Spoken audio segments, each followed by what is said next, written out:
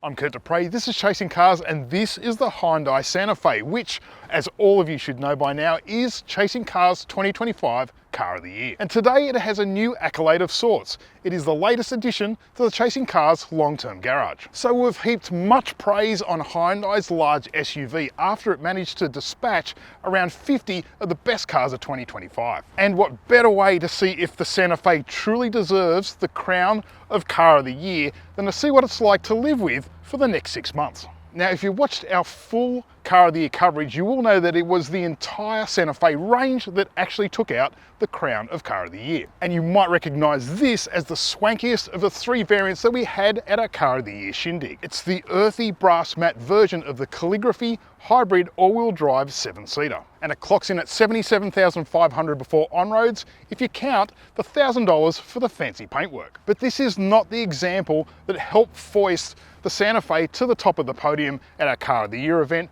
but instead another example that Hyundai Australia had that has 15,000 Ks already on the odometer. I must say that is a pretty brave move by Hyundai Australia because we are planning on putting another 10,000 Ks under its tyres. So 25,000 kilometres is about as genuine a long-term assessment as we could have possibly hoped for. Chasing Cars, honest reviews of your next car.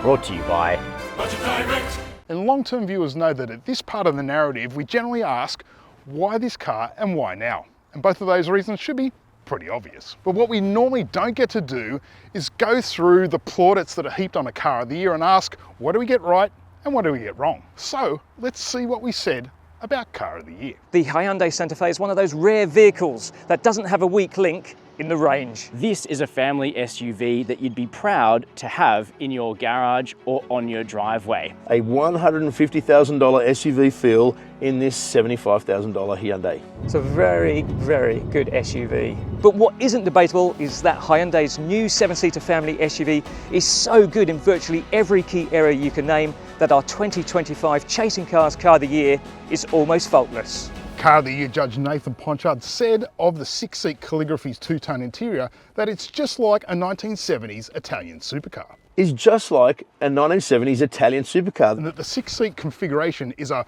$150,000 SUV feel in a $75,000 Hyundai. Well, this pecan brown interior, which looks a lot like the good old Space Food sticks, is quite a bit different from the forest green example that we had at Car of the Year. While this is the more regular 7-seat version rather than the fancy 6-seat version that gets captain's chairs in the second row. So we will see if this particular combination lives up to Ponch's rich Italian claims. And editor Jez Spink says that the 2.5 litre Turbo 4 is so much better than the 3.5 litre V6 it essentially replaces from the last generation. It's so much better. But Jez didn't mention much about the 1.6 turbo hybrid that's fitted to this particular example, other than its high 6 fuel consumption is pretty amazing. He added that the hybrid was slower than the 2.5 litre turbo and that it was not our favourite of the 2 powertrains. Jez added that the Santa Fe wafts along country roads and freeways, and that's exactly what you want. But I will be the judge of that. And he also claimed that the wafty nature doesn't come at the expense of dynamics. Of course, I'll be able to bury much deeper into the ride and handling experience of this vehicle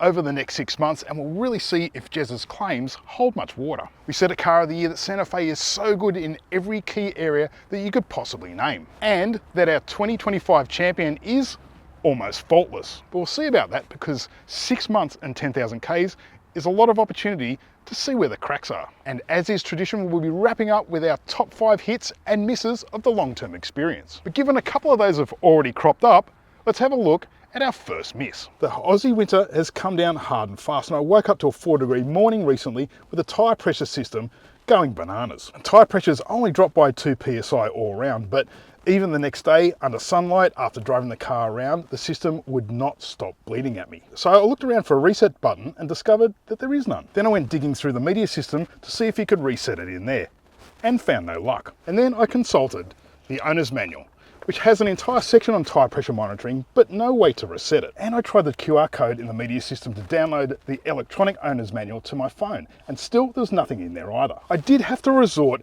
to Googling a fix, but why is the rigmarole so tiresome and infuriating? Come on Hyundai, I'm trying to reset the tyre pressure monitoring, not arm a nuclear warhead. It should be a simple one touch of a button to reset the system. So let's go to hit number one, which is for me the dual inductive phone charging system. It's elegant, it's simple, and it avoids some of the conflicts when you are streaming off one phone and connecting another phone via USB.